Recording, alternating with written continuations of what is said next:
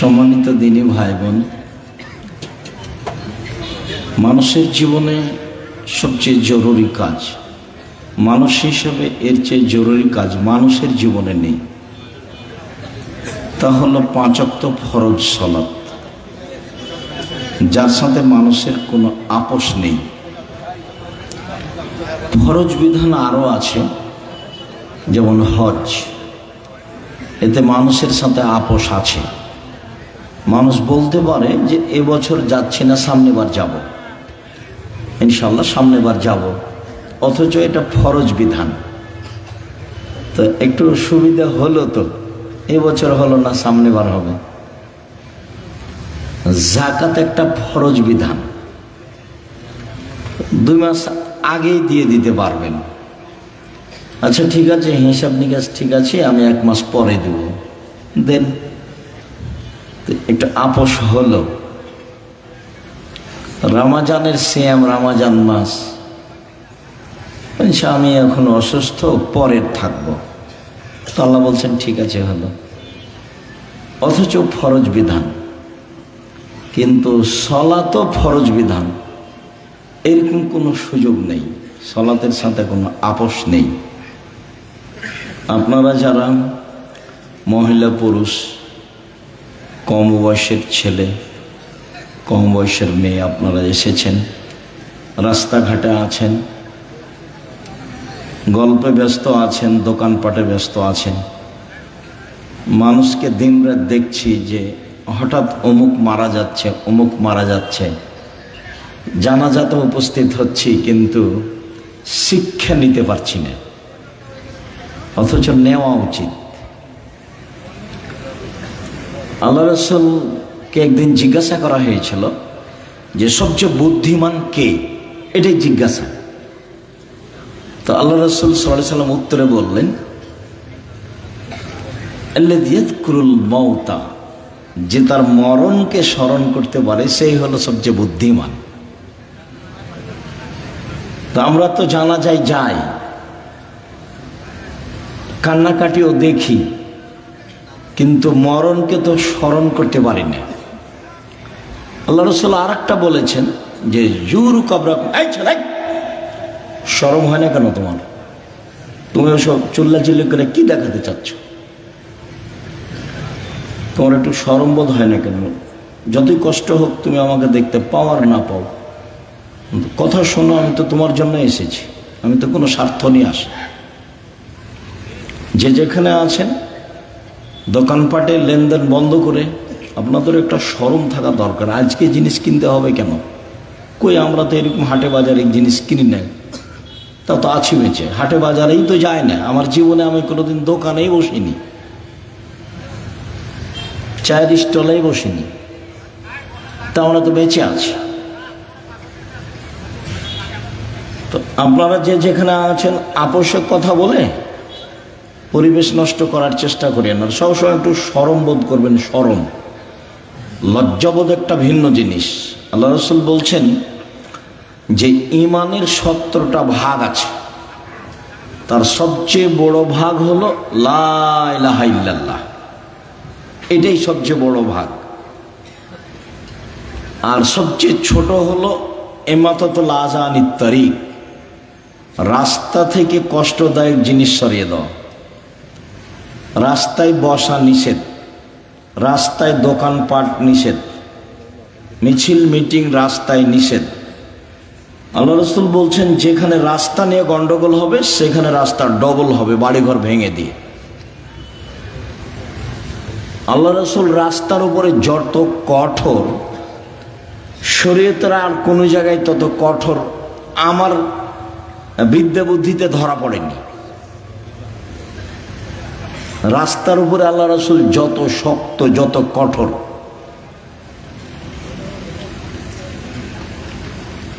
একবার বলছেন যে মানুষের শরীরে যত জোড় আছে, এই পরিমাণ তাকে দান করতে হবে। সাহাবীরা বলছেন যে এটা না পারে যদি, তখন আল্লাহ রাসূল বলছেন যে তাহলে এ করতে হবে,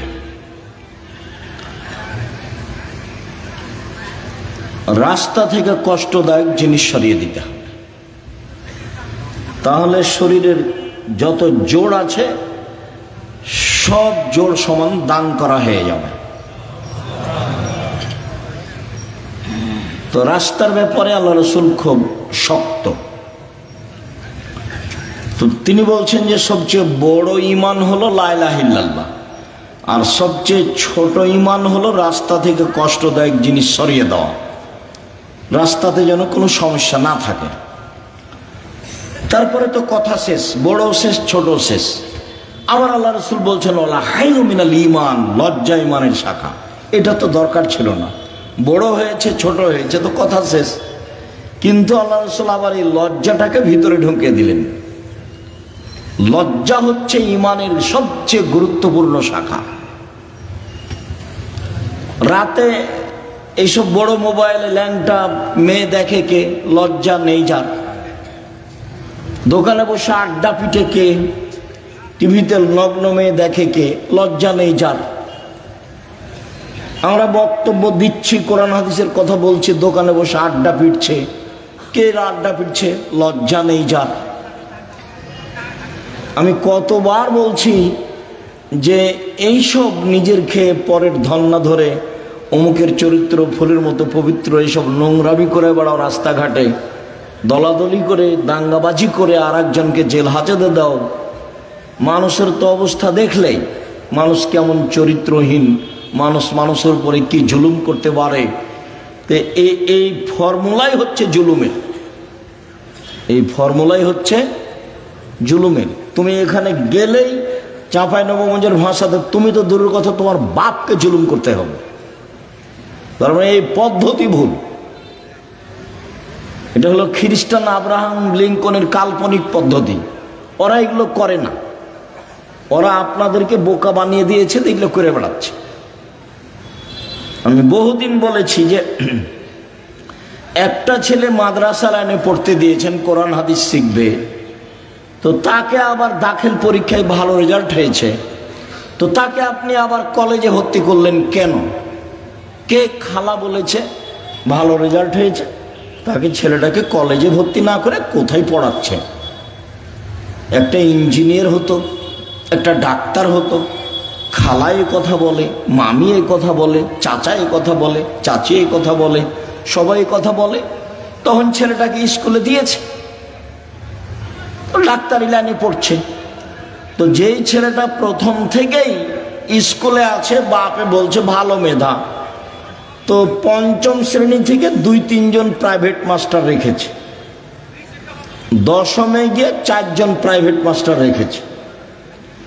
ইন্টার পাস করেছে যখন, তখন বিশ্ববিদ্যালয়ে ভর্তি হওয়ার জন্য সাবজেক্ট প্রতি একটা রেখেছে শিক্ষক। তারপরে বিশ্ববিদ্যালয়ে ভর্তি হয়েছে, তারপরে পড়াশোনার জন্য বাহিরে গেছে, পড়াশোনা করে বাহির থেকে এসেছে, তাই হলো ইঞ্জিনিয়ার। তো খালি চুরি করে, ও খালি কি করে? চুরি করে। যেখানে হিসাব নিকাশ লাগায় রাস্তাঘাটে, সেখানে টাকা কিভাবে মারা যাবে সেটাই তার মাথায় আছে। আর লোকে বলছে বড় ডাক্তার। তো যখনই কোনো প্রেসক্রিপশন লেখে কোনো রোগীর, তখন ওই কোম্পানির লিখে যে কোম্পানি তাকে টাকা দিয়েছে। প্রতারক, ধোঁকাবাজ। বহির্বিশ্বে গিয়ে যে ভালো পদে পড়াশোনা করেছে তাকে টয়লেটের সুপার বানিয়েছে বহির্বিশ্বে। ওকে তো বড় চাকরি দিবে না, 200-400 লেবারের দায়িত্ব দিয়েছে, মাসিক বেতন 3 লাখ টাকা। তো এও মনে করলো যে বিদেশে 3 লাখ টাকা বেতন পাই, সুপারের দায়িত্বশীল, সুইপারের দায়িত্বশীল হলে কি হবে? তাই ফলাফল হলো এই। তাহলে বাপে 4 থেকে নিয়ে চিন্তা ভাবনা করেছে বড় ডাক্তার করব, ফলাফল হলো প্রতারক। বাপে বলছে বড় ইঞ্জিনিয়ার বানাবো, ফলাফল হলো চোর। আর মেধা ভালো তাই বিদেশে কিছু করে, তাই হলো যারা সুইপার তাদের লিডার। 50 বছর বাগমারা থানাকে চ্যালেঞ্জ করলাম, 50 বছর বিগত, দেখি কার ছেলে বড় ইঞ্জিনিয়ার কি করেছে জাতির। আগামীকালকে আমার সাথে কথা বলবেন, বিগত 50 বছর থাকলো চ্যালেঞ্জ, 50 বছর বিগত। আপনি বলবেন আমার ছেলে পড়াশোনা করে দেশের এই করেছে, জাতির এই করেছে, জাতির এই করেছে, সব সময় জাতির কল্যাণের জন্য প্রস্তুত আছে, এটা দেখাবেন। তো এই ছেলেটাকে কোরআন হাদিস শিখতে দিয়েছিলেন, তাকে আবার ওখানে দিলেন কেন? এ কি করবে? যাকে সব সময় প্রাইভেটে রেখেছেন সেটাই হলো না, তারই ফলাফল এই। আপনাকে আমি বহুদিন শুনিয়েছি বাগমারার মাটিতে। আপনার ছেলেকে তো আমি খুব ভালোভাবে চিনি। ওই যে সেদিন এসেছিল, প্যান্টটা টাকানোর নিচে ছিল, দাড়ি চাঁচা ছিল, সিগারেট হাতে ছিল, গলায় টাই ছিল, গাড়ি থেকে নামলো, বৌমা একটু পরে নামলো, হালকা হালকা গায়ে কাপড় আছে, নাতনি একটু পরে নামলো, গায়ে কোনো কাপড়ই নাই, গাড়ির পিছন দিকে কুকুর আছে। এই তো আপনার পড়াশোনার ফলাফল। আমি 35 বছর থেকে মাঠে আছি, 90 সাল থেকে এখন পর্যন্ত এদেশের কোনো মানুষ আমাকে ওই ঘরে ঢোকাতে পারেনি যে ঘরে ছবি মূর্তি আছে। আর আমি তো করোনার 5 পয়সা দাম দিইনি। যারা করোনার ওষুধ বের করেছে তারা একদিনও করোনা দেয় না, টিকিট দেয় না ওরা। ও তো আপনাকে বিকলাঙ্গ করার কৌশল। আপনার ছেলে মেয়ে হলে অ্যাডনর্মাল হবে, ওটা তো আসলে ও আপনার ফিলিস্তিনের মানুষ মারে, ও আবার আপনার কল্যাণ চাই। মাথায় কি গোবর আছে? ও আপনার কল্যাণ চাইবে কিভাবে? এটা আপনি কি দিয়ে বুঝলেন? সে আপনার জানের শত্রু, সে আপনার মানের শত্রু, সে আপনার টাকা পয়সার শত্রু, সে আপনার সব কিছুর শত্রু। সে আপনাকে ঔষধ দিয়ে ভালো করে রাখবে, জীবনে কোনোদিন যেন আপনার এই হয় না, সেই হয় না, হেপাটাইটিস হয় না, কি হয় না। এ তো পাগল বানিয়েছে আপনাকে। তাই সব স্কুলের ছেলেকে, স্কুলের মেয়েকে টিকে দিতে হবে, পালাক্রমে এসেছে। কত বুঝাইছে ভালো করে, এইটা নিতে হবে, সেটা নিতে হবে, এটা ভালো, সেটা ভালো। বলে কত টাকা বেতন পান আপনি? এত আপনি বলছেন কেন? বলো হিসাব। সম্মানিত দিনী ভাই বোন, মরণকে স্মরণ করতে পারে যে সে হলো হুঁশিয়ার মানুষ। আল্লাহ রাসূল বললেন যে কবর জিয়ারত করো, তাহলে মরণ স্মরণ হবে।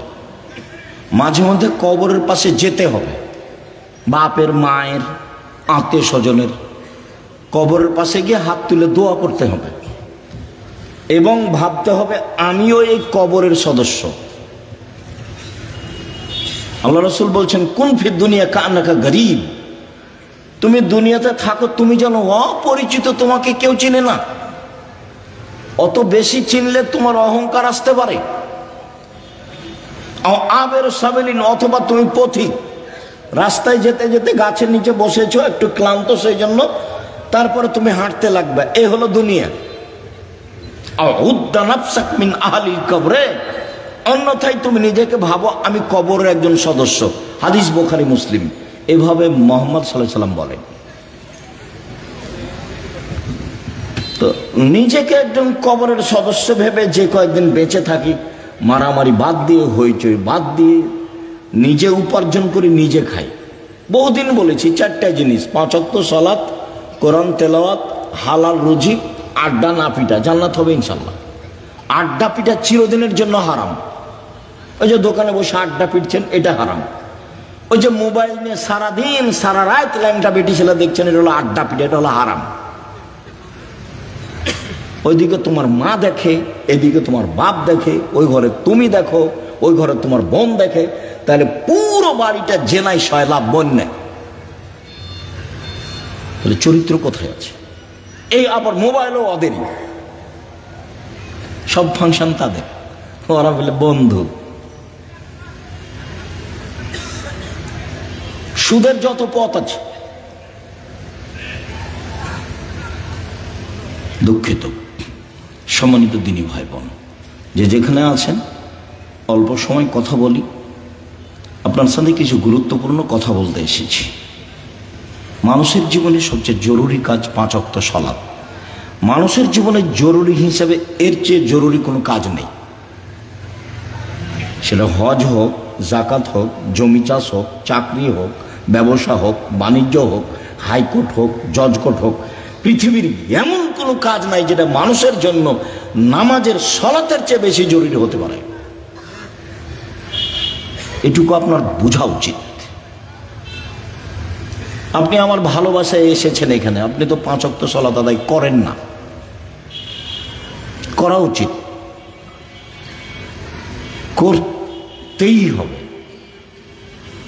বহুদিন বলেছি অজু করে সালাত আদায় করতে হয়, তো পানি নেই, তায়াম্মুম করে করেন। মাটি নেই, তো অজু ছাড়া তায়াম্মুম ছাড়াই সালাত আদায় করেন। কেবলার দিকে মুখ করে সালাত আদায় করতে হয়, কেবলা বোঝা যায় না, কেবলা ছাড়াই করেন। দাঁড়িয়ে সালাত আদায় করতে হয়, দাঁড়িয়ে থাকা যায় না, বসে করেন। বসে থাকা যায় না তো শুয়ে শুয়ে পড়েন। পরিষ্কার কাপড় পরে সালাত আদায় করতে হয়, পরিষ্কার নেই, যাতে পেশাব পায়খানা লেগে আছে সেটা পরেই পড়েন। পরিষ্কার অপরিষ্কার কোনো কাপড়ই নেই, উলঙ্গ অবস্থায় আছি, তো উলঙ্গ অবস্থাতেই পড়েন। গাড়িতে উঠে আছেন, শিকল ধরে আছেন, ঠেলে ঠেল মানে না, গাড়িতে দাঁড়ানো অবস্থায় আছেন, এই অবস্থায় সালাত আদায় করতে হবে। যুদ্ধের সালাতগুলো এসেছে যে একটা নিয়ম এসেছে যে একদল শত্রুর মোকাবেলা আছে আর একদল এখানে সালাত আদায় করছে, 1 রেকাত এরা 1 রেকাত ওরা, রাসূলের 2 রেকাত, তারপর ওরা নিজে নিজে 1 রেকাত পড়ে শেষ করলো।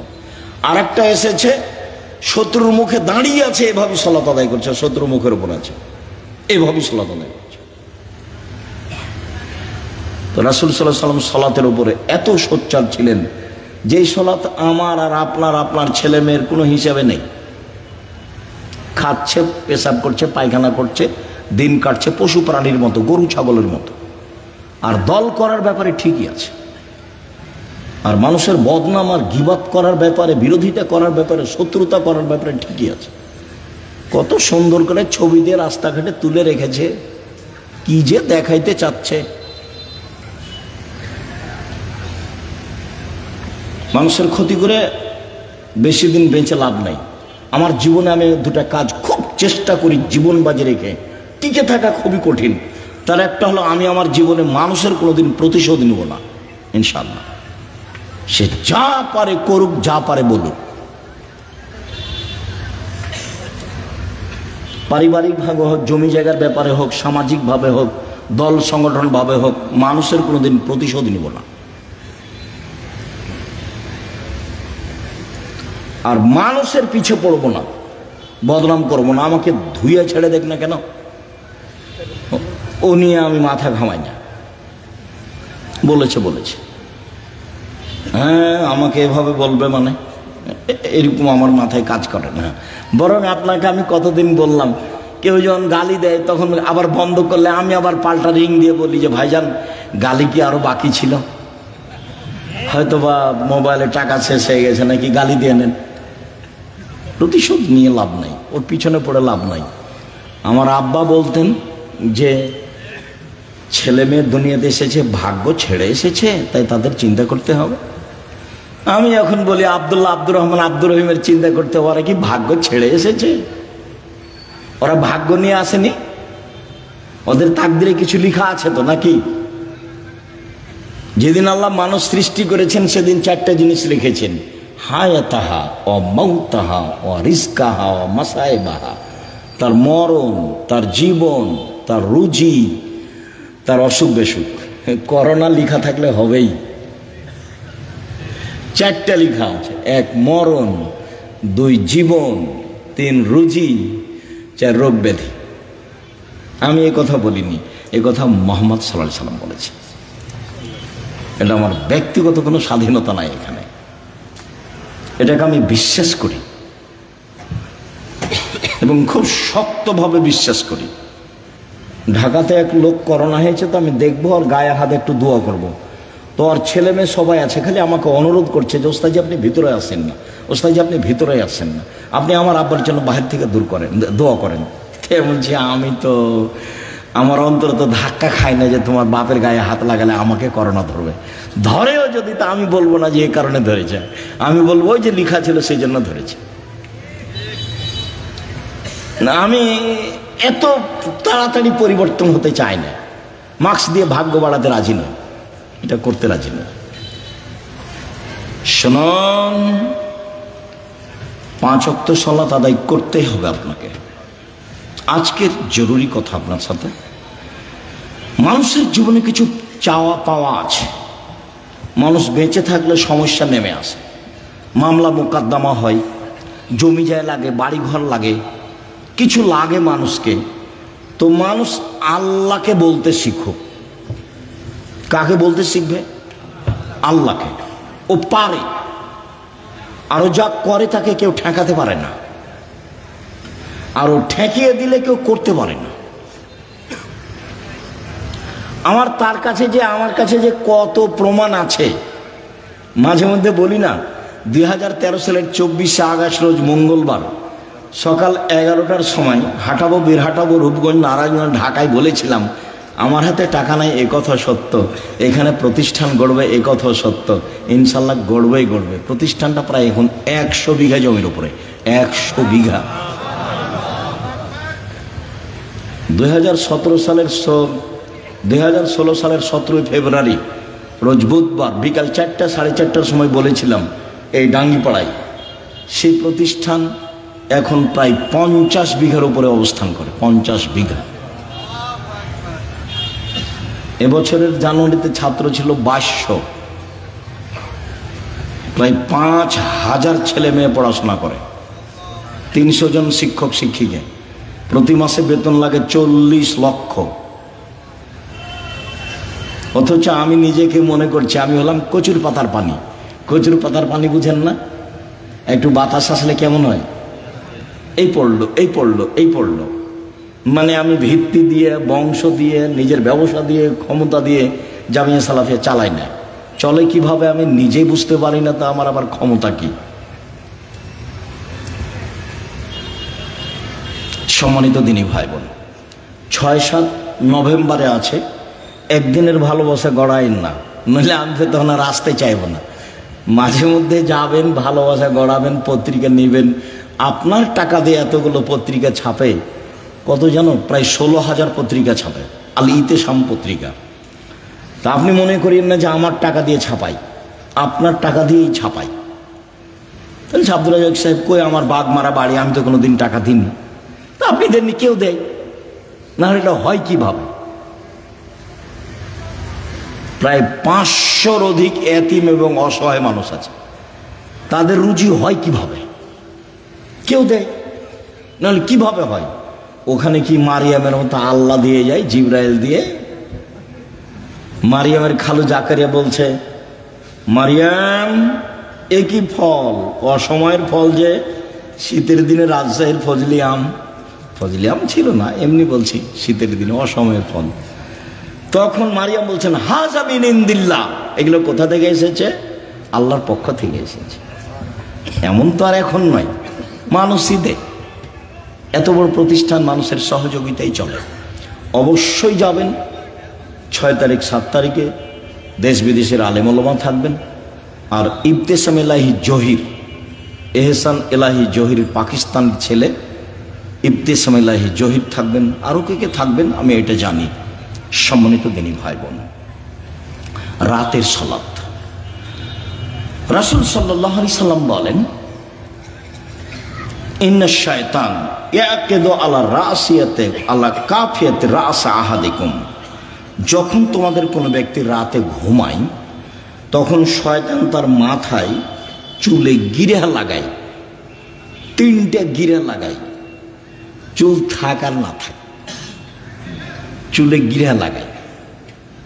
এজরবু আলা উকদাতিন, ওই গিরার উপরে এভাবে হাত দিয়ে থাবা মারে আর বলে, উরকুদ, ঘুমাও, লাইলন তবিল, রাত লম্বা, রাত লম্বা, ঘুমাও, রাত লম্বা। এভাবে শয়তান এরকম করে।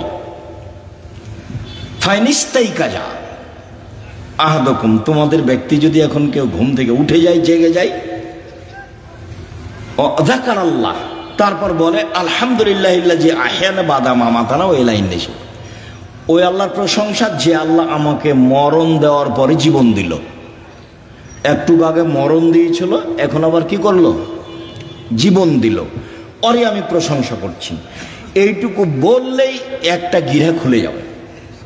শয়তান যত বড়ই পাওয়ারফুল ক্ষমতার অধিকারী হোক না কেন, আমি দোয়া পড়েছি, ঘুম থেকে উঠে গিরা খুলে যাবে।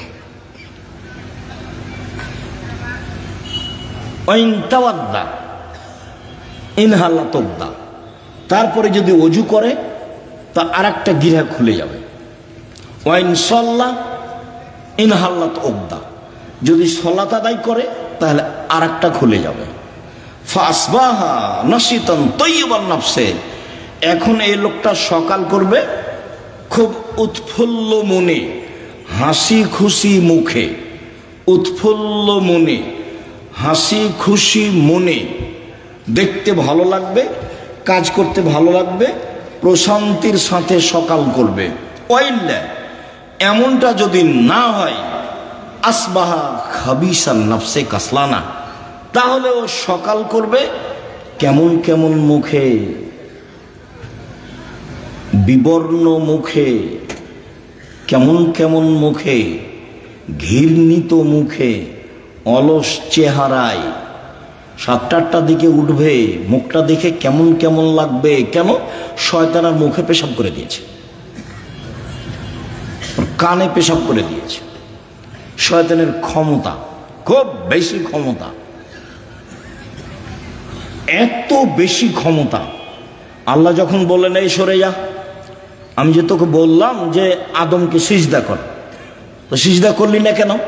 বলে আদম মাটির তৈরি, আমি তো আগুনের তৈরি, ও নিম্নমুখী, আমি ঊর্ধ্বমুখী, আমি কেমনে তাকে সিজদা করি? সর এখান থেকে, সর, তোর অহংকার বেশি, সর এখান থেকে, সর। তখন বলছে আচ্ছা ঠিক আছে সরে যাও, আমার একটা কথা। হ্যাঁ, কি কথা? আমাকে কিয়ামত পর্যন্ত বেঁচে থাকার সুযোগ দিতে হবে। কার দাবি এটা? শয়তানের। তা আল্লাহ বললেন ঠিক আছে দিলাম, এলা ওয়াক্তি মালুম, একটা সময় পর্যন্ত দিলাম। যেমন পেয়েছে সময়, তেমনি বলছে ওয়া ইজ্জাতিকা, তোমার সম্মানের কসম। আল্লাহকে বলছে ইয়া রাব্বি, শয়তান বলছে ইয়া রাব্বি, হে আমার প্রতিপালক, তোমার সম্মানের কসম, লাউবিয়ানিল ইনসানা মাদামা তারহুম ফি আসাদিহিম, আদমের ছেলে মেয়েকে পাপ করাবো করাবো করাবো, ওকে আমি ভুল পথে নিয়ে যাব যাব যাব, ওর দেহে যতদিন শ্বাস আছে আমি তাকে পাপই করেই ছাড়বো। ও কেমনে জান্নাতে যায় তা আমি দেখে ছেড়ে দেব। এ কথা শয়তান বলল। আপনি বুঝতে পারছেন না? কোরআন মাজিদে শত জায়গাতে এসেছে, সব খারাপকে আপনাকে ভালো করে দেখায়। যত খারাপ তত আপনার কাছে প্রিয়। ল্যাংটা ছবি আপনার কাছে ভালো লাগে কেন? জেনা ভালো লাগে কেন? দোকানে বসে আড্ডা পিটতে ভালো লাগে কেন? হই হুল্লাড় করে চিল্লাচিল্লি করতে ভালো লাগে কেন? মানুষের বদনাম করতে ভালো লাগে কেন? মানুষকে জেল হাজতে দিতে ভালো লাগে কেন? মিথ্যা কসম সাক্ষী দিতে আপনাকে ভালো লাগে কেন? সব ছুঁচামি, নোংরামি, শয়তানি, জঘন্য কাজ আপনাকে ভালো লাগে কেন? সব শয়তান আপনার মাথায় সারাদিন পাকায়, সেজন্য ভালো লাগে। তো বলেছে আমি ওকে জাহান্নামে নিয়ে যাব, কেমনে জান্নাতে যাই তা আমি দেখে ছেড়ে দেবো। এটা আল্লাহর সামনে তার কসম। বলছে তোমার ইজ্জতের কসম, আমি ওকে জাহান্নামে নিয়ে যাব, আমি একাই যাব। তাহলে পৃথিবীতে সবচেয়ে বেশি রিক্সে জীবন কাটায় কে বলেন তো? শয়তান। ওর চেয়ে রিক্সে, খুব বেকায়দায়, খুব বিপদগ্রস্ত অবস্থায় আর কেউ নেই শয়তান ছাড়া। আর তার কাজ আবার কমে গেছে। কেন? ইহুদিদের কাছে তার কোনো কাজ নাই। আমাদের চাঁপাইনবাবগঞ্জে বলে শয়তান হলো 14 ইলিমের পড়া, মানে বিদ্যা আছে সব। ইহুদি তো জাহান্নামে যাবেই, তো ওখানে গিয়ে কি করবে? খ্রিস্টান তো জাহান্নামে যাবে, তো ওখানে গিয়ে কি করবে? হিন্দুরা তো জাহান্নামে যাবেই, তো ওখানে গিয়ে কি করবে? যারা কাদিয়ানি তারা তো গেছে, যারা শিয়া তারা তো গেছে, আকীদায় মার খেয়েছে যারা, তারা তো জাহান্নামে যাবে। তো তাহলে শয়তানের কাজ সব জায়গাতে ঘুরে এসে যারা কোরআন হাদিস পড়ে, মানতে চায়, সালাত আদায় করতে চায়, এখানে আছে। যারা দিন ধর্মের যত কাছাকাছি, শয়তান সেখানে তত শক্ত। এখন আল্লাহ যদি বলতেন এই শয়তান কিছু করতে পারবি না, যা কিছু করতে পারবি না, তাহলে খুব ভালো হতো। তো এখন আল্লাহ বলছেন যে আচ্ছা ঠিক আছে, ওয়া ইজ্জতি ওয়া জালালি ওয়া ইরতিফায়ে মাকানি, আমার সম্মানের কসম, আল্লাহ বলছেন আমার সম্মানের কসম, আমার মর্যাদার কসম, আমার ইজ্জতের কসম, আদমের ছেলে মেয়ে যতবার ক্ষমা চাইবে ততবার ক্ষমা করে দেব। এইটা বললেন, তার মানে ক্ষমা চাওয়ার একটা পালা থেকেই গেল।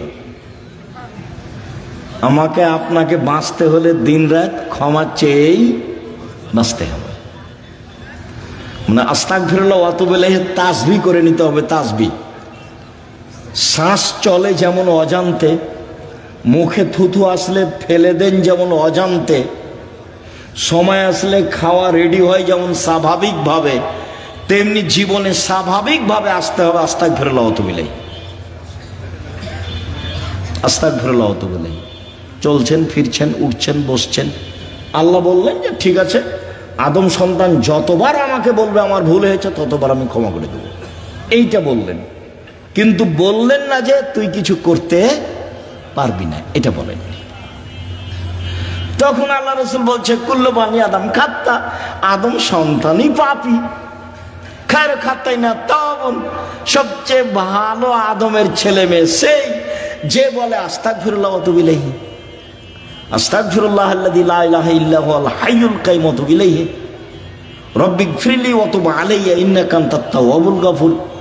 আল্লাহুম্মা আনতা রাব্বি লা ইলাহা ইল্লা আনতা খালাকতানি ওয়া আনা আবদুকা ওয়া আনা আলা আহদিকা ওয়া আদিকা মাসতাতাতু আউযু বিকা মিন শাররি মা সানাতু আবু লাকা বিনিআমাতিকা আলাইয়া আবু বিযামবি ফাগফিরলি ফাইন্নাহু লা ইয়াগফিরু যুনুবা ইল্লা আনতা।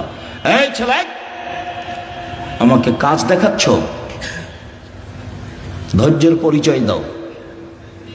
আমাদের এখানে কোনো কেচ্ছা কাহিনী নেই, নির্বাচনও আসেনি, অল্পক্ষণ ধৈর্যের পরিচয় দিবেন, কাজ দেখায়েন না, যেটা আমি পছন্দ করি না। আমি আপনার জন্য এসেছি। আমি আব্দুর রাজ্জাক বিন ইউসুফ, আপনি আমাকে টাকা দিয়ে নিয়ে এসেছেন এমনটা মাথায় থাকলে ভুল হয়েছে। সম্মানিত দিনী ভাই বোন, যদি রাতে না উঠে তাহলে শয়তান তার মুখে কানে পেশাব করে। আয়েশা রাদিয়াল্লাহু তাআলা আনহা বলেন, কানা নবী সাল্লাল্লাহু আলাইহি সাল্লাম ইসাল্লি ফিমা বাইনা ইয়াফরুগা মিন সালাতিল ইশা ইলাল ফজর 11 রাকা ওয়া ইসাল্লামু মিন কুল্লি রাকাতাইন ওয়া ইউতির বিওয়াহিদাতিন। এশার পর থেকে নিয়ে ফজর পর্যন্ত সময়ে আল্লাহর নবী 11 রাকাত রাতের সালাত আদায় করতেন। 11 রাকাত। কখন থেকে কখন? এশার থেকে নিয়ে ফজর পর্যন্ত। তাহাজ্জুদ পড়ার সময় শুরু হয়ে যায় এশার পর থেকেই ফজর পর্যন্ত সময়। হ্যাঁ, রাত 3 ভাগের 2 ভাগ পার হওয়ার পরে মানুষ পড়ুক, এটা সবচেয়ে উত্তম। কিন্তু সময় শুরু হয়ে যায় কখন থেকে? এশার পর থেকে না ফজর আযান পর্যন্ত। আল্লাহর নবী 2 রাকাতের পরে সালাম ফিরতেন, 2 রাকাত পড়ে সালাম ফিরতেন, 2 রাকাত পড়ে সালাম ফিরতেন। 1 রাকাত বিতির পড়তেন। 1 রাকাতের হাদিস অনেক বেশি। আপনার জন্য বইটা লিখেছিলাম, রাসূল সাল্লাল্লাহু আলাইহি ওয়াসাল্লামের সালাত বনাম প্রচলিত সালাত। আপনি নিয়ে পড়েন কিনা সেটা আমি জানি না। কৃপণতা দেখায়েন না, ফল ভালো হবে না। 16,000 পত্রিকা ছাপানো হয়, ওটা নয়, ওখানে টাকসাল নাই, ওখানে সব কিছু মেশিন দেওয়া হয় না। মানুষ আছে, কর্মচারী আছে, টাকা খরচ করেন আপনি, অতএব আপনি পড়বেন। 50টা প্রশ্নের উত্তর আছে। আমি পরিশ্রম করি আপনার জন্য দিন রাত। আলেম ওলামা আছে, প্রেস আছে, টাকা পয়সা খরচ হয়। এমনি অনেক বই আছে, তার মধ্যে আল ইহতেশাম পত্রিকা, জামিয়া সালাফের মুখপাত্র পত্রিকা। 20, 25, 30 টাকা আপনার কাছে ভারী হোক, এটা আমি চাই না, এটা আমি কামনা করিনি। আমি মনে করছি বই কিনবেন, পড়বেন, বন্ধু বান্ধব, আত্মীয় স্বজন, খালা ফুফু সবকে দিবেন, যারা আছে আত্মীয় স্বজন তাদেরকে দিবেন। যে আব্দুর রাজ্জাক সাহেব সালাতের পর বইটা লিখেছেন, দেখেন তো, 1 রাকাত বেতের, 3 রাকাতের হাদিস বুখারী মুসলিম, 5 রাকাতের হাদিস বুখারী মুসলিম, সব একটানা। 3 রাকাত একটানা, 5 রাকাত একটানা, বিকল্প কি সেটা আপনাকে আমি বলতে চাইনি। আমি আপনাকে বলতে চাইছি বুখারী মুসলিমের হাদিস এইভাবে। বুঝাতে পারিনি মনে হয়। সম্মানিত দিনী ভাই বোন, উমামা বাহিলী রাদিয়াল্লাহু তাআলা আনহু বলেন, রাসূল সাল্লাল্লাহু আলাইহি সাল্লাম বলেছেন, আলাইকুম বিকিয়ামিল লাইল, পৃথিবীর মানুষ তোমাদের রাতে সালাত আদায় করা জরুরি। আল্লাহ নবী বলছেন, আমি বলিনি এই কথা। পৃথিবীর মানুষ, মহিলা পুরুষ, তোমাদের রাতে সালাত আদায় করা জরুরি। কেন? হুয়া কুরবাতুন লাকুম ইলা রাব্বিকুম, রাতে সালাত আদায় করলে তোমরা তোমাদের প্রতিপালকের নিকটে হতে পারো। রাতে সালাত আদায় করলে তোমরা তোমাদের প্রতিপালকের নিকটে হতে পারো। 2, মুকাফফিরাতুন লিসায়াত, রাতে সালাত আদায় করলে পাপ মিটে যায়। 3, মানহাতুন আনিল ইসম, রাতে সালাত আদায় করলে আপনার থেকে পাপ দূরে সরে যায়। যারা খুব চেষ্টা করছে পাপ ঠেকাতে পারছে না, আব্দুর রাজ্জাক বিন ইউসুফের বক্তব্য শুনে কতবার যে কান ধরে কসম করলো আর কোনোদিন কোনো মেয়ের সাথে কথা বলবো না, কিন্তু টিকতে পারে না। 2 মাস 4 মাস পরে কথা বলে, বিড়ি সিগারেট খাবো না, তো 2 দিন 4 দিন পরে আবার শুরু করে। দোকানে বসে আড্ডা পিটবো না, সপ্তাহ পার হয়নি, পরের দিন দেখছে দোকানের সামনে বসে আছে। তাহলে বুদ্ধি কি? বহু ছেলে, বহু লোক বলে আমাকে, আব্দুর রাজ্জাক সাহেব টিকতে পারি না, কোনো পথ আছে? ভাইজান, আমি তো আর কোনো জাদু মন্ত্র দিতে পারছি না, পথ এটাই। তাহলে রাতে উঠে 2 রাকাত সালাত আদায় করে আল্লাহকে বলেন। যদি মনে করেন যে এখনই বন্ধ করে, তাহলে এভাবে উঠাবেন। আর যদি বলো বন্ধ করেন, তাহলে এভাবে উঠাবেন। চাপ দিয়ে বলতে হবে, বন্ধ করতেই হবে। বন্ধ করবো না মানে করতেই হবে। তুমি তো পারো, তুমি তো এমন সত্তা নও যে পারবা না, তবু আমি বলছি। তার নাম হলো আজিজ, ওর নাম পরাক্রমশালী। ওর নাম কি? আজিজ, পরাক্রমশালী, তাকে কেউ ঠেকাতে পারে না। কাদির, সব কিছু করতে পারে। তো সবই যে পারো, আমি বলছি আমি একটা মানুষ, আমি পাপ করতে চাই না, তুমি বন্ধ করবা না কেন? তুমি সত্যিতে বন্ধ করে দাও। আপনি খুব চাপ দিয়ে বলবেন, হাত তুলে বলবেন, খুব বিনয়ের সাথে কান্নাকাটি করে চাপ দিবেন, বন্ধ হবে ইনশাআল্লাহ, হবেই। রাতে সালাত আদায় করলে 3টে। আমর ইবনে আব্বাস রাদিয়াল্লাহু তাআলা আনহু বলেন, রাসূল সাল্লাল্লাহু আলাইহি সাল্লাম বলেছেন, আকরাবু মা ইয়াকুনুর রাব্বু ইলাল আবদে ফিল লাইলিল আখির, রাত যখন 3 ভাগের 2 ভাগ পার হয়ে যায়, তখন আল্লাহ সবচেয়ে মানুষের নিকটে হয়ে যায়। রাতের 3 ভাগের 2 ভাগ পার হয়ে গেলে আল্লাহ মানুষের নিকটে হয়ে যান। এই শোনো আমর ইবনে আব্বাস, তুমি যদি হতে চাও, এই সময়ে যারা আল্লাহকে ডাকে তাদের অন্তর্ভুক্ত হও।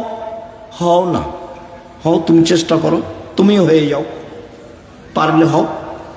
এই কথা রাসূল সাল্লাল্লাহু আলাইহি ওয়াসাল্লাম বলেন।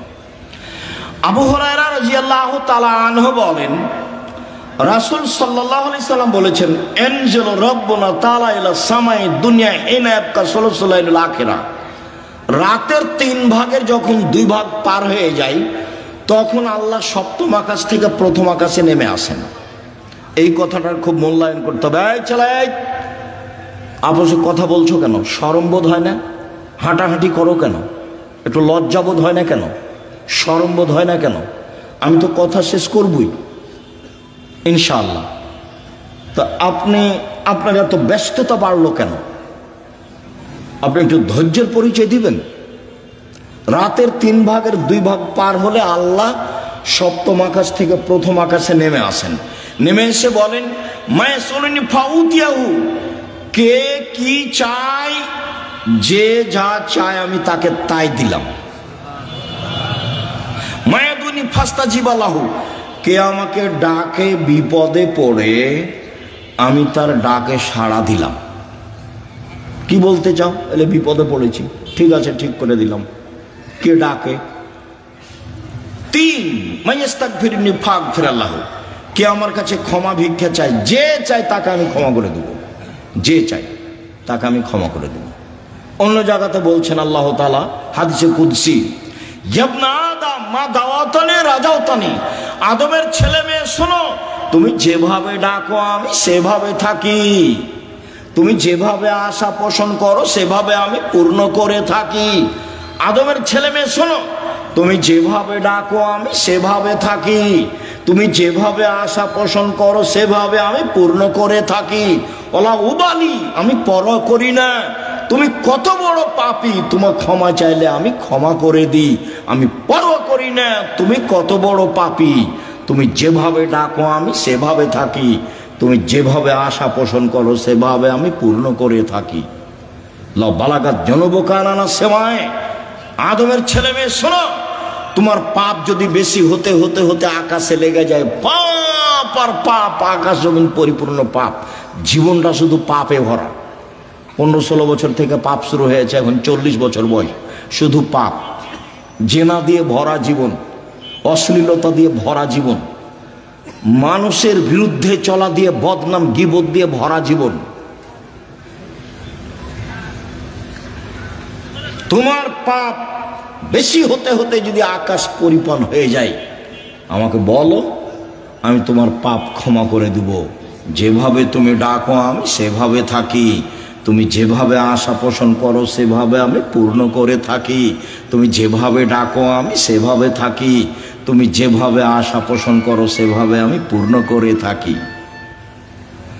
বিচারের মাঠে সব মানুষের সামনে আল্লাহ আসবেন, সব মানুষের সামনে, পুরুষ নারী সব মানুষের সামনে এসে আল্লাহ বলবেন, আদমের ছেলে মেয়ে শোনো, আজ তুমি যে পরিমাণ পাপ নিয়ে এসেছো আমি সেই পরিমাণ ক্ষমা নিয়ে এসেছি।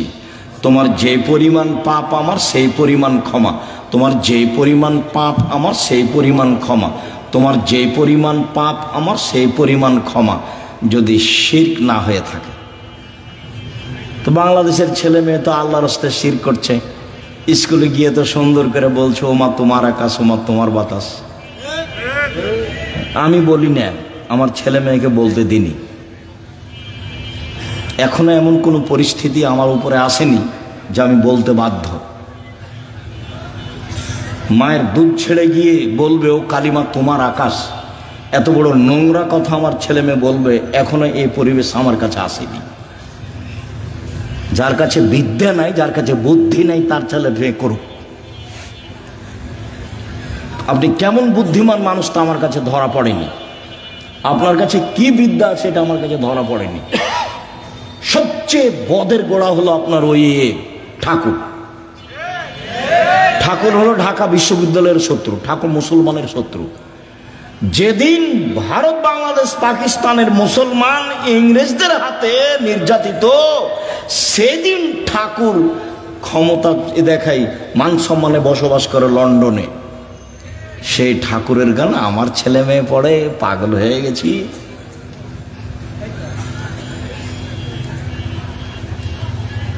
এ তো অবাক হয়ে গেল। এই তো নিজের ঘরের ওই কি বলছে গো, ব্রয়লার মুরগি জ্বালিয়ে দিয়ে ইন্ডিয়া থেকে মুরগি নিয়ে আসতে হবে, মানে মাথায় গোবর আছে। নিজের মুরগি কি করতে হবে, জ্বালিয়ে দিতে হবে, ওখান থেকে ডিমান্ড দেয়। এত উল্টা বুদ্ধি, এটাও একটা উল্টা বুদ্ধি। চেষ্টা করো না কেন? কই বাগমানের ছেলে মেয়ে নাকি জেনারেল লাইনে পড়ে ইঞ্জিনিয়ার হয়ে, বড় ডাক্তার হয়ে জাতির উপকার করেছে। কোথায় উপকার করেছে? পুঠিয়া থানা না? তো পুঠিয়া থানার ছেলে মেয়েরা খুব ভালো পড়াশোনা করেছে, অনেক কিছু করেছে। আমি তো বলছি প্রায় 30 বছর থেকে, আমি তো 30 বছরের ওই সেই কত বালানগরে এসেছিলাম বহুদিন আগে, সেদিন আমি বলেছি তোর বাপের আকাশ, সব সময় বলছি। আমি তো ঘৃণা জানাই। সম্মানিত দিনী ভাই বোন, রাতে উঠে আল্লাহকে কিছু বলতে হবে, আল্লাহ আমার আর আপনার কথা শোনার জন্য প্রতীক্ষমান। আল্লাহ নেমে আসেন আমার কথা শোনার জন্য, আর আমি ঘুমিয়ে থাকি, তাহলে এটা কেমন হলো? বুঝাতে পারলাম না কথা মনে হয়? আল্লাহ নেমে আসেন আমার জন্য, আর আমি কি করি? ঘুমিয়ে থাকি। একটা কথা মধ্যে মনে রাখিয়েন, আমি ঘুমিয়ে থাকি এর অর্থ এই নয় যে সবাই ঘুমিয়ে থাকে। সবাই ঘুমিয়ে থাকে না। কেউ না কেউ আল্লাহকে বলে যে ঠিক আছে তাহলে আমাকে এটা করে দাও, ঠিক আছে তাহলে এটা আমাকে করে দাও, এভাবে বলে। আমর ইবনে আস রাদিয়াল্লাহু তাআলা আনহু বলেন, রাসূল সাল্লাল্লাহু আলাইহি সাল্লাম বলেছেন, মান কামা বিআসরি আয়া লাম ইগফাল মিনাল গাফিলিন। কেউ যদি রাতে উঠে 10টা আয়াত পড়ে, 10টা, তাহলে সে গাফেল নয়, এটা লিখে দেওয়া হবে। 2, মান কামা বিমিয়া আয়া কুতিবা মিনাল কানিতিন। কেউ যদি 100 আয়াত পড়ে রাতে উঠে সলাতে, 100 আয়াত, তাহলেও পরহেজগার মানুষের অন্তর্ভুক্ত লিখে দেওয়া হবে। ওমান কামা বিআলফি আয়া, কেউ যদি রাতে 1000 আয়াত পড়ে কুতিবা মিনাল মুকান্তিরিন, তাহলে পৃথিবীতে সর্বোচ্চ মর্যাদার অধিকারী যারা, তাদের সাথে এও বড় বড় মর্যাদার অধিকারী। ইব্রাহিম আলাইহিস সালাম এরকম যারা বড় বড় মর্যাদার অধিকারী, আপনি যদি রাতে 1000 আয়াত পড়েন, যদি এটা ভারী, তো 100 আয়াত তো পারবো, 10 আয়াত তো পারবো। আবু হুরায়রা রাদিয়াল্লাহু তাআলা বলেন, আল্লাহ রাসূল বলেছেন, মান কামা ইস্তাইকাজা, যে ব্যক্তি রাতে উঠলো, স্ত্রীকে উঠালো, 2 রাকাত সালাত আদায় করলো, কুতিবা মিনাল যাকিরিনা যাকিরাত, যারা আল্লাহকে ডাকে ওদের একটা তালিকা আছে, এদের স্বামী স্ত্রীকে সে তালিকা লিখে দাও। উঠি না কেন, পারি না কেন? আজকে সোমবার, সিয়াম ছিলেন 32 বছর থেকে 30 বছর থেকে বলে আসছি, কেন সিয়াম ছিলেন না? আজ তো সোমবার, কেন থাকলেন না? এই ছেলে, সোমবারে সিয়াম থাকতে হবে কেন? কেন নবী থাকতেন বলো? সাপ্তাহিক মানুষের পাপ নেকি রিপোর্ট পেশ করা হয় কি কি বারে? সোমবার আর বৃহস্পতিবার। তা আমাদের নবী বলছেন যে আমি ভালোবাসি আমার রিপোর্টটা দেখার সময় আল্লাহ দেখুক যে সিয়াম অবস্থায়। নেও নেও আমার রিপোর্ট নেও, সিয়াম অবস্থায় নেও। তো মুহাম্মদ সাল্লাল্লাহু আলাইহি সাল্লাম চাইতেন তার রিপোর্টটা আল্লাহর কাছে পেশ করার সময় কি অবস্থায় দেখাতে চাইতেন? সিয়াম অবস্থায়। তা আপনি চান না কেন? মুরব্বী ভাইজান, আপনি সিয়াম ছিলেন আজকে? চুপ হয়ে যাচ্ছেন কেন? এই কি সুলি ফাঁসি নাকি? এই কি হাইকোর্ট জজকোর্ট নাকি? আদাত হয় না কেন? অভ্যাস হয় না কেন? ওইটা বাদ দিয়ে এটা করেন। বৃহস্পতিবার সোমবার সিয়াম থাকার চেষ্টা করেন। আর আসলে আদর্শ দিয়ে গেলেন, আর আমি এমনি দুনিয়া থেকে চলে গেলাম, জীবন পার করলাম, তাহলে হবে? তাহলে হবে না। সম্মানিত দিনী ভাই বোন, রাসূল সাল্লাল্লাহু আলাইহি সাল্লাম বলেন, কেউ যদি ঘুম থেকে উঠে বলে লা ইলাহা ইল্লাল্লাহু ওয়াহদাহু লা শারীকা লাহু লাহুল মুলকু ওয়া লাহুল হামদু ওয়া হুয়া আলা কুল্লি শাইইন কাদির ওয়া সুবহানাল্লাহি ওয়া আলহামদুলিল্লাহি ওয়া লা ইলাহা ইল্লাল্লাহু আল্লাহু আকবার লা হাওলা ওয়া লা কুওয়াতা ইল্লা বিল্লাহ, তাহলে এখন যা বলবে আল্লাহ সেটা মেনে নেবেন। যেটা বলবেন সেটাই শুনবেন, যেটা বলবেন সেটাই শুনবেন। ঘুম থেকে উঠে এই দোয়াটা পড়তে হবে, লা ইলাহা ইল্লাল্লাহু ওয়াহদাহু লা শারীকা লাহু লাহুল মুলকু ওয়া লাহুল হামদু ওয়া হুয়া আলা কুল্লি শাইইন কাদির ওয়া সুবহানাল্লাহি ওয়া আলহামদুলিল্লাহি ওয়া লা ইলাহা ইল্লাল্লাহু আকবার ওয়া লা হাওলা ওয়া লা কুওয়াতা ইল্লা বিল্লাহ। অবশ্য জাবের রাদিয়াল্লাহু তাআলা আনহু বলেন, আল্লাহর নবী বলেছেন, মা মিন মুসলিমিন ইয়াবিতু আলা যিকরিল্লাহি তাহিরান, কেউ যদি ওযু করে ঘুমায়, দোয়া পড়ে ঘুমায়, ওযু করে ঘুমায়, দোয়া পড়ে ঘুমায়, এখন ঘুম থেকে উঠে আল্লাহর কাছে যা চাইবে সেটা দিয়ে দিবেন। মা ইয়াসআলু মিন খাইরিন মিন আমরি দুনিয়া ওয়াল আখিরাহ, ইহকাল পরকালের যেটা চাইবেন সেটা দিয়ে দিবেন, যেটা চাইবেন সেটা দিয়ে দিবেন। এই কথাটা লাগানো আছে ওযু করে ঘুমাতে হবে। কি করে ঘুমাতে হবে? অজু করে ঘুমাতে হবে। জি উপস্থিত দিনী মুসলিম বোন বুঝতে পারছেন কিছু না? হইচই করে এসেছেন আর হইচই করে যাচ্ছেন। কিছু আল্লাহকে ডাকতে শিখুন, বলতে শিখুন। আল্লাহ রাসূল বলছেন যে কুরাইশদের মহিলারা সবচেয়ে উত্তম। কেন?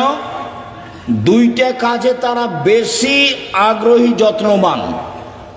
এক, নিজের ছেলেকে লালন পালনে তারা খুব যত্নবান, এই জন্য সবচেয়ে ভালো। দুই, স্বামীর সম্পদকে হেফাজতে খুব সতর্ক, এই জন্য ভালো। আল্লাহ রাসূল বললেন যে একজন মহিলা ভালো হতে পারে তার দুইটা গুণে। এক, বাচ্চাকে ভালোভাবে লালন পালন করে। দুই, স্বামীর অর্থ সম্পদকে ভালোভাবে দেখাশোনা করে, নষ্ট করে না। যখন আল্লাহ রাসূল বলেন খায়রুন নিসায়ে, সবচেয়ে উত্তম নারী কে? এক, স্বামীর সাথে কথা বললে হাসি মুখে বলে। দুই, স্বামী আদেশ করলে পালন করে। তিন, স্বামী যখন বাড়িতে থাকে না তখন নিজেকে হেফাজতে রাখে আর স্বামীর অর্থ সম্পদ হেফাজতে রাখে। ভালো নারী কিভাবে সংসার করেন জানা নাই। আপনার জীবনে আমার পক্ষ থেকে দুইটা উপদেশ থাকছে।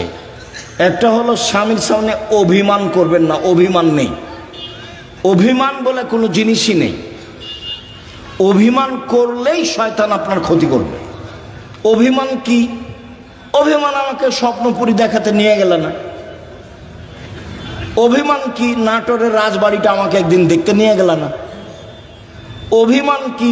এই কুরবানিতে একটা শাড়ি দিল না। এগুলো অভিমান। অভিমান করলেই শয়তান সুযোগ পায়।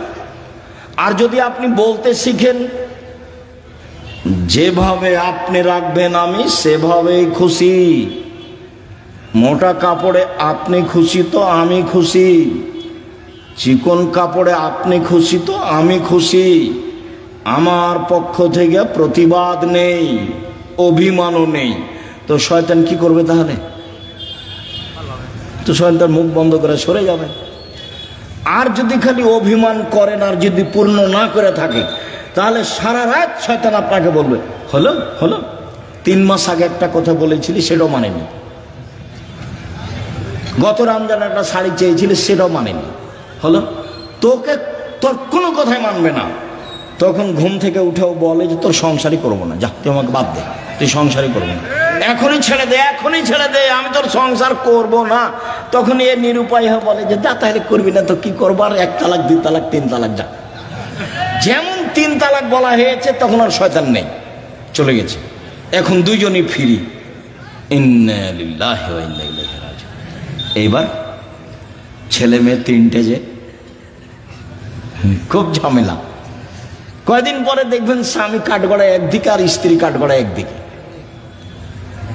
কয়দিন আগে একসাথেই ছিল। অভিমান করবেন না জীবনে। আপনি আমার দিনী বোন, আপনাকে আমি খাটো করতে আসিনি। অভিমান নেই আর প্রতিবাদ নেই। তুমি এই কথা বললে কেন? তোমার মা আমাকে কথা বললো কেন? তোমার বাপ আমাকে কথা বললো কেন? তুমি তোমার মায়ের কথা আমি শুনতে এসেছি? এরকম কোনো কথা চলবে না। ধৈর্যের পরিচয় দিতে হবে, সহ্য ধৈর্যের পরিচয় দিতে হবে, তাহলে সংসার সুন্দর হবে, শয়তান সুযোগ পাবে না। আর আপনাকে বলি, আপনি কোনো সময় মুখ খারাপ করিয়েন না। যখন সাহাবীগণ বললেন আল্লাহর নবী আমরা স্ত্রীদের কি হক আদায় করতে পারি, ওরা আমাদের কাছে কি পায়, আল্লাহ রাসূল 1 নম্বরে বললেন আতেমা মাতায়েমপা তুতেমা মাতায়েমতা, তুমি যেভাবে খাও সেভাবে খাওয়াবা, খাওয়া দিয়ে কথা শুরু। তাকসুয়া মাক্তাসাইতা, তুমি যে মানের কাপড় পরো সেভাবে পরাবা। ওলা তুকাব্বে, কটু কথা বলবো না, গালি দিতে হয় না, স্ত্রীকে মারতে হয় না, নিন্দা করতে হয় না, গালি দেওয়া হবে না, সমস্যা আসতেই পারে। আল্লাহ রাসূল বলছেন ওকে বাঁকা হাড্ডি দিয়ে সৃষ্টি করা হয়েছে, আপনি জোর করে সোজা করতে চাইলে ভেঙে যাবে, ভেঙেও তালাক। আপনাকে ধৈর্যের পরিচয় দিতে হবে। আর তালাক দিয়ে নিজেকে খুশি করিয়েন না, তোকে জব্দ করেছি তালাক দিয়ে, এইটা দিয়ে খুশি করিয়েন না। অন্য পথ দিয়ে খুশি করেন, নিজেকে সান্ত্বনা দেন, তালাক দিয়ে নয়। মানে বেগুনের গাছে আছে 2-3টা বেগুন আছে, 2টা নিয়ে গেলেন, এখনো গাছটা আছে, আর মোলায়ের গাছটা তো গোটাটাই শেষ। তালাক দিলে সবই শেষ। তো যারা বলেছে 1 বৈঠকে 3 তালাক, তো রাগে তো বলেছে তোকে 1 তালাক, তোকে 100 তালাক দিলাম যা। তো তারা তো আরো বেকায় দেয়। আব্দুর রাজ্জাক সাহেব নাহি বলেছেন যে 1 বৈঠকে 3 তালাক, 1000 তালাক দিলে 1 তালাক, তবুও তো তালাক হয়েছে। স্ত্রীকে তালাক দিয়ে নিজেকে খুশি করিয়েন না, ভুল হিসাব। ধৈর্যের পরিচয় দেন, সংসার ভালো হবে। আর আপনি আমার দিনই বোন, একটু কিছু হলে বলবেন না তোর সংসার করবো না, তুই তালাক দিয়ে দে, তোর সংসার করবো না, তুই তালাক দিয়ে দে, তোর সংসারে থাকবো না, তুই আমাকে রেখেছিস কেন, এত কথা কেন আপনার? একটু ধৈর্যের পরিচয় দেন। যখন শুধু খালি আমার কাছে যত ফতোয়া আছে তার শতকরা 70 থেকে 75% ফতোয়া আছে তালাকের। মানুষের জীবন এখন তালাক দিয়ে চলছে। একটু রাগ করলেই ও শান্তি পাচ্ছে কি দিয়ে? তালাক দিয়ে। ও বলছে তুই তালাক দিয়ে দে, আর এও বলছে তোকে তালাক দিলাম, তোকে তালাক দিলাম। তালাক তো দেওয়া আল্লাহর বিধান, তারপর বলছে ক্ষমা চেয়েছি। ওকে হুজুর নাকি বলেছে যে তালাক দিয়ে ক্ষমা চেয়েছে, তার মানে হুজুরকে ক্ষমা চাইতে হবে আল্লাহর কাছে। তালাক দিয়েছে সেটা তো আর পাপ নয়, সেখানে ক্ষমা চাইতে হবে কেন? বলে আমাদেরকে তওবা পড়িয়ে মিল করে দিয়েছে, বলে হুজুরকে তওবা করতে হবে। এখন হুজুরকে তওবা করতে হবে যে তালাকের তওবা পড়িয়ে মিল করে দিয়েছি। তো তালাকের তওবা কেন? তালাক তো আল্লাহর বিধান। তালাক কার বিধান? আল্লাহর বিধান। তাল্লিকুহুন্না লিইদ্দাতিহিন্না, পৃথিবীর মানুষ তোমরা তোমাদের স্ত্রীকে তালাক দাও যখন সে ইদ্দা থেকে পবিত্র হয়েছে, সংসার না চললে তালাক দাও, ওটা আল্লাহর নবীও বলছেন। তো সেখানে পাপ হলো কি করে যে তওবা পড়িয়ে তাদেরকে একসাথে করে দিল?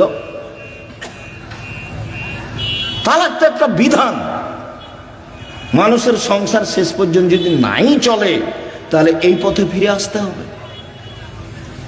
সম্মানিত দিনী ভাই বোন, বলছিলাম 1 মানগত খাবার দিবেন, 2 মানগত কাপড় দিবেন, 3 গালি দিবেন না, নিন্দা করবেন না, 4 কটু কথা বলবেন না, মারবেন না, 5 নিজের বাড়ি ছাড়া কোথাও থাকতে দিবেন না।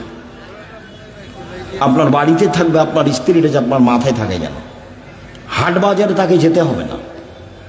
আর আপনি মহিলা মানুষ হাটে যান কেন, বাজারে যান কেন? আপনার স্বামী মরেছে, দেবর মরেছে, ভাসুর নেই, দেবর নেই, শ্বশুর নেই, বাপ নেই। যেদিনই কোনো শিক্ষক আমাকে বলে আব্দুর রাজ্জাক সাহেব 2 দিন ছুটি নিতে হবে, কেন? আমার ছেলের আঁকিকা, তখন আমি বলছি আপনার বাপ আছে? বলে হ্যাঁ আছে। শ্বশুর আছে? হ্যাঁ আছে। তো কি ব্যাপার, বাপের সাথে কথা হয় না নাকি? বলে হ্যাঁ হয়। তো আঁকিকার জিম্মেদারি আপনার মাথায় কেন? আপনার বাপের সাথে সম্পর্ক কেমন? আপনি টাকা দিয়ে বলেন আব্বা এটা খাসি কিনে নিয়ে আসেন, 2টা খাসি কিনে নিয়ে এসেন, আঁকিকা দেন, আপনার বাপও খুশি হবে। হ্যাঁ বেশ, আমার আর ছেলে আমাকে বলেছে ছেলের কাজ করতে বাপকে খুব ভালো লাগবে, তে মাথা পরি করতে যাচ্ছে। বাপ মা তো আছে, শ্বশুর শাশুড়ি তো আছে, দেবর ভাসুর তো আছে, গোটা বংশ আছে, বোনের ছেলে আছে, ভাইয়ের ছেলে আছে, দেবর আছে, ভাসুর আছে, শ্বশুর আছে, বাপ আছে। তো আপনি কেন বাজারে গেলেন? কেন যাবেন? কেন যাবেন আপনি? আপনার পা বড় হলো কেন? কে বলেছে আপনি পরহেজগার? আপনার গায়ে তো ফ্যাশন বোরকা দেখা যায়। আপনি হাটে বাজারে ঘুরে বেড়ান, স্বামীর সাথে মুখামুখি কথা বলেন, এরর সাথে কথা বলেন, আপনি পরহেজগার?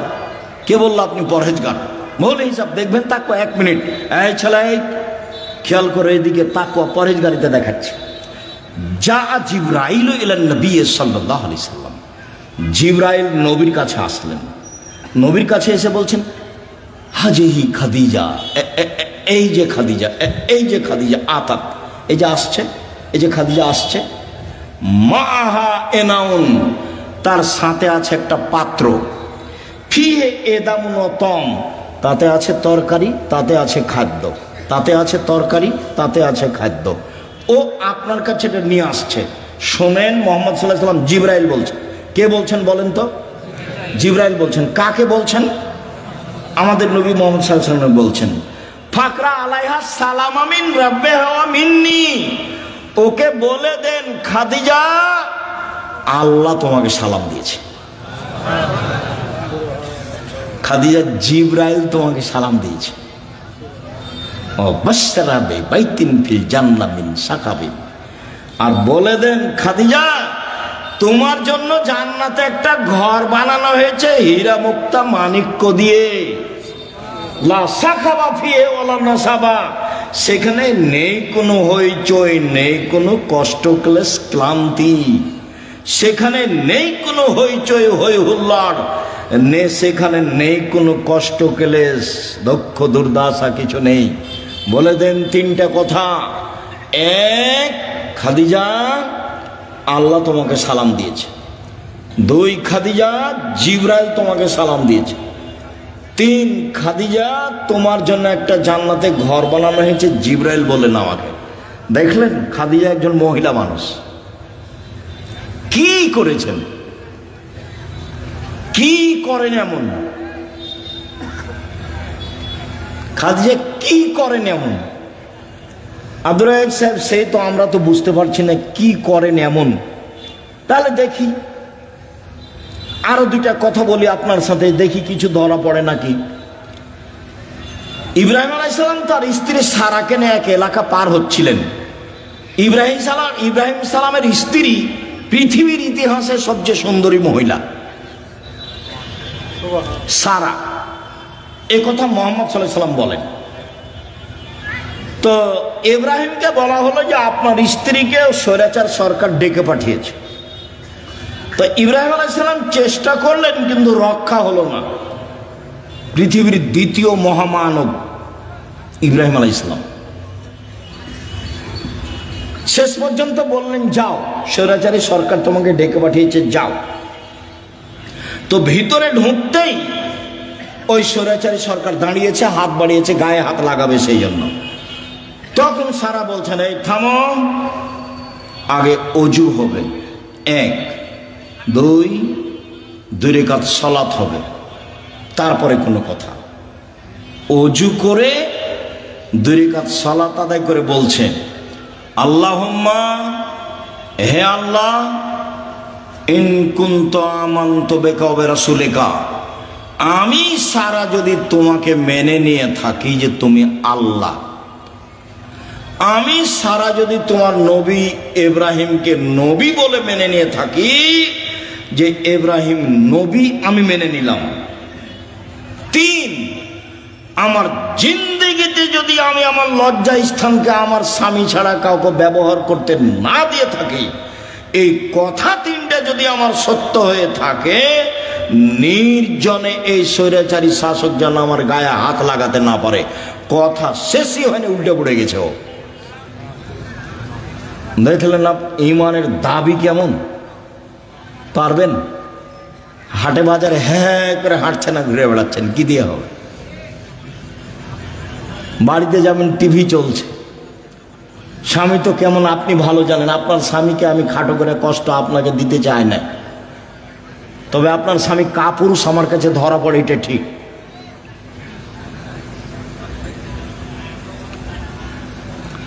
আপনি আমার দিনী বোন, এদিকে দেখেন, এক, বেশি কিছু আমল নয়।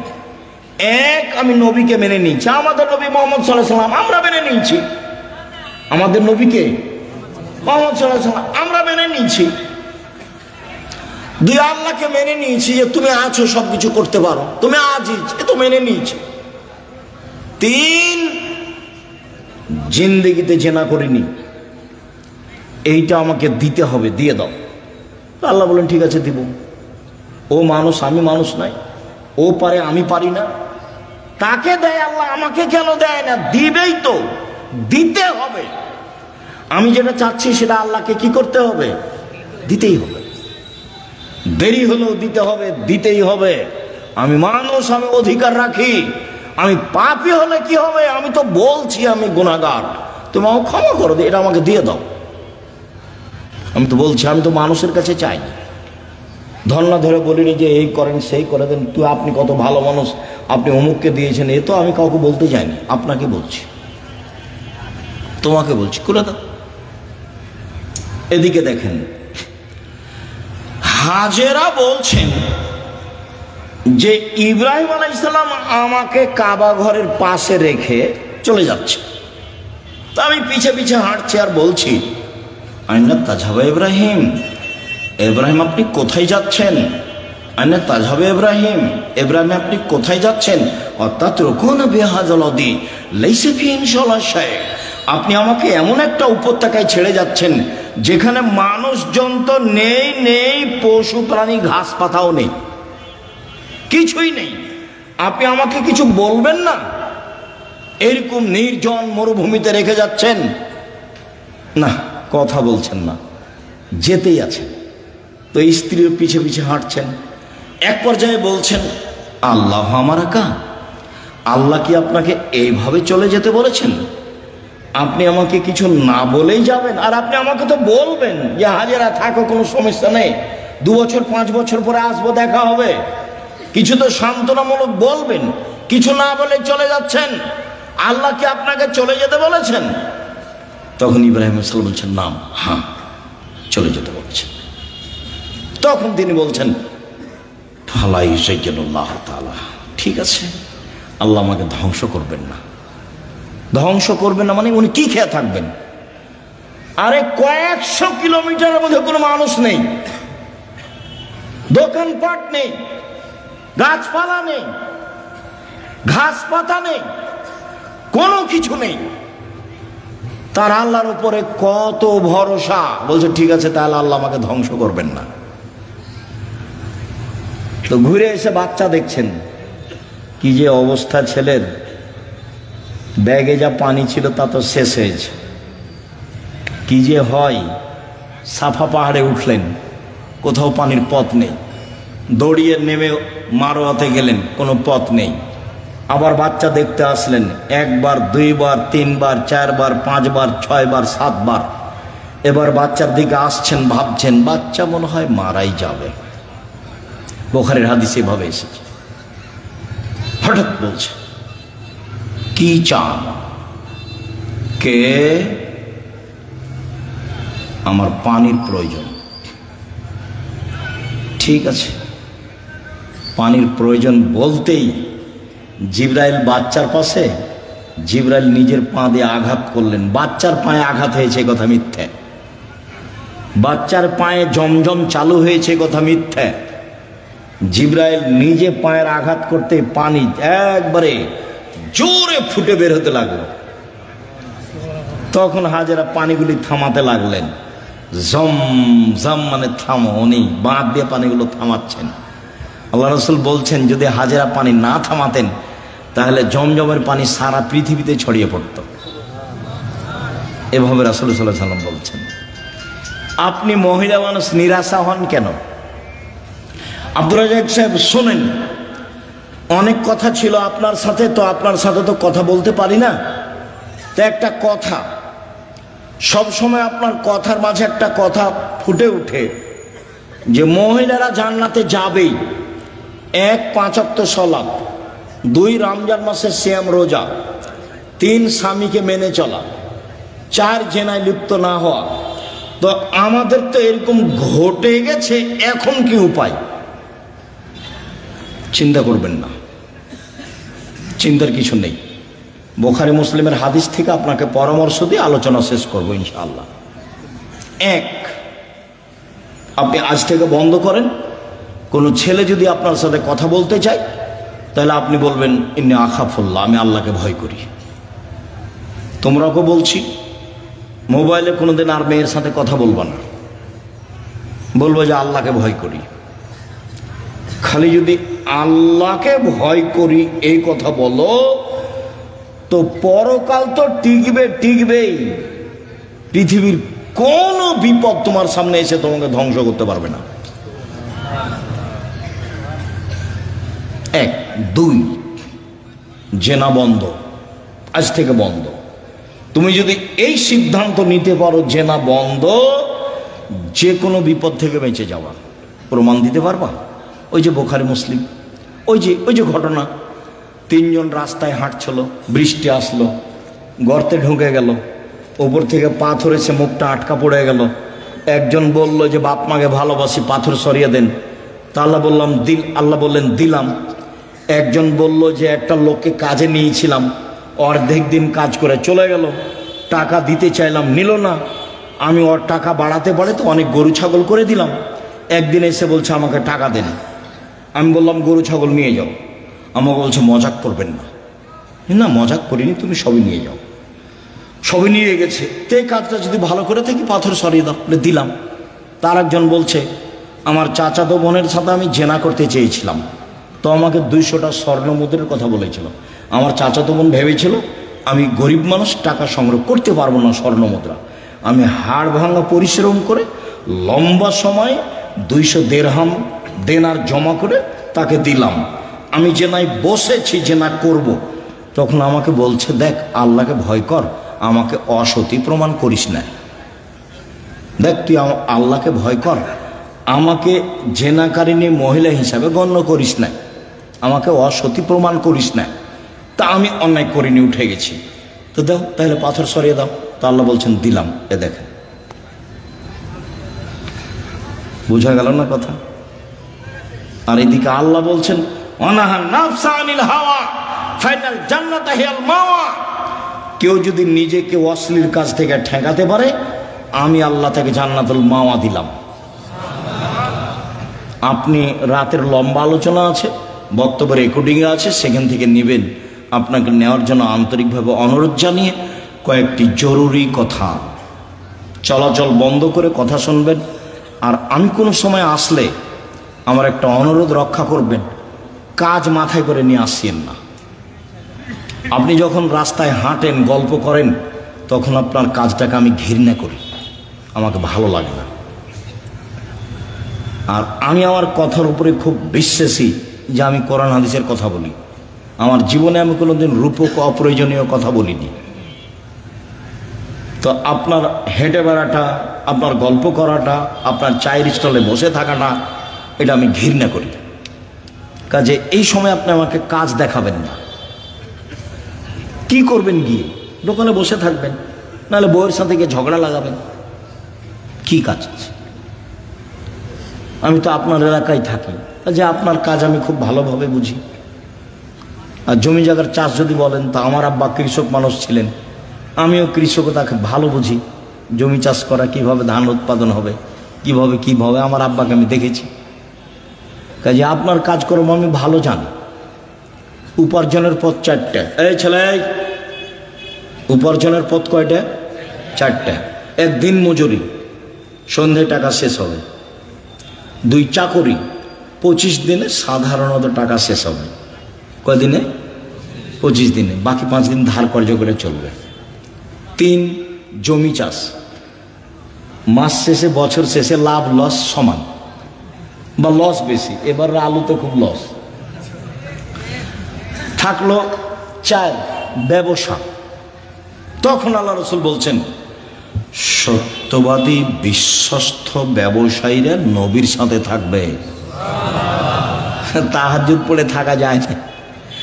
2টা মেয়ের লালন পালন করলে নবীর সাথে থাকা যাবে। 2টা মেয়ের, 3টে মেয়ের লালন পালন করলে নবীর সাথে থাকা যাবে। একটা সহজ পথ নবীর সাথে থাকার। কি? সত্যবাদী বিশ্বস্ত ব্যবসায়ী। আমি বলিনি এ কথা, মুহাম্মদ সাল্লাল্লাহু আলাইহি ওয়াসাল্লাম বলছেন। আত-তাজির আস-সাদিক আল-আমিন এখনো ইয়ামাল কিয়ামা শুহাদা সিদ্দিকুন নবী। সত্যবাদী বিশ্বস্ত ব্যবসায়ীরা বিচারের মাঠে সিদ্দিক, শুহাদা, নবীদের সাথে থাকবেন। এটা আমার মুখের কথা নয়। 2 আত-তিজারাত মাল কিজবাল হালাফ। ব্যবসাতে মিথ্যা কথা এসে যায়, ব্যবসায় কসম চলে আসে। ফাসুবহু বিসাদকা, দান করে মিটিয়ে দাও। তো দিন মজুরি করলে তো দান করতে পারবেন না, ও তো সন্ধ্যায় টাকা শেষ হয়েছে। চাকরি করলে তো 25 দিনে গেছে, কয়েকদিন ধার কর্য করে গেছে। আর জমি চাষ করলে তো লাভ লস সবাই বুঝে। তাহলে কিছু করতে হলে কি করতে হবে? ব্যবসা, রিস্ক নিয়ে ব্যবসা করতে হবে, পিছু হটার কোনো সুযোগ নেই। আব্দুর রাজ্জাক সাহেব, আমি করেছিলাম 10 লাখ টাকা লস, চিন্তা করবেন না, পিছু হটার সুযোগ নেই, ব্যবসায় করতে হবে।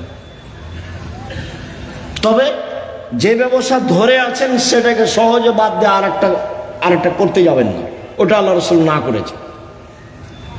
হ্যাঁ, এইটার চেয়ে একটা ভালো ব্যবসা আপনি বুঝতে পারছেন আপনার বিদ্যা বুদ্ধি দিয়ে, তখন ওটা শুরু করবেন। একটা টোটালি ছেড়ে দিয়ে আরেকটা যাবেন না, নাহলে মায়ের খাওয়ার সম্ভাবনা আছে। তাহলে রুজি উপার্জনের সবচেয়ে উত্তম পথ কোনটা? ব্যবসা। আমি চকলেট দিয়ে ব্যবসা করতে বলিনি, আমি বলেছি সবচেয়ে কম পয়সার ব্যবসা কি? চকলেট। আমি বলিনি যে চকলেটেরই ব্যবসা করতে হবে, আমি বলেছি শ্বশুরের কাছে যৌতুক নিও না, চকলেটের ব্যবসা করো। তা আমি কি চকলেটেরই ব্যবসা করতে বলেছি, না লোন লাগবে না কিদের ব্যবসা কিসের করতে হবে? কম টাকার, তাহলে লোন নেওয়া লাগবে না। কলার ব্যবসা করতে বলেছি, লোন নেওয়া লাগবে না। আর কলকাতায় হিরোইন কিনে ঢাকায় বিক্রি করতে নিষেধ করেছি, শ্বশুরের কাছে টাকা নিতে নিষেধ করেছি, খুব শক্তভাবে নিষেধ করেছি। এবং এ কথা বলেছি, ভিক্ষা করে টাকা দিয়ে চাউল কিনে ভাত খেয়ে ইবাদত কবুল হবে, শ্বশুরের কাছে যৌতুক নিয়ে এসে টাকা দিয়ে চাউল কিনে ভাত খেয়ে ইবাদত কবুল হবে না। শ্বশুরের কাছে টাকা নেওয়া জুলুম, ওটার নাম কি? যৌতুক। সন্ধ্যা হতে হতে টাকা ফেরত দিতে হবে, দিতেই হবে যে কোনো মূল্যে। নিজে উপার্জন করে খেতে শিখো, দিন মজুরি করে খাও, সহজ পথ।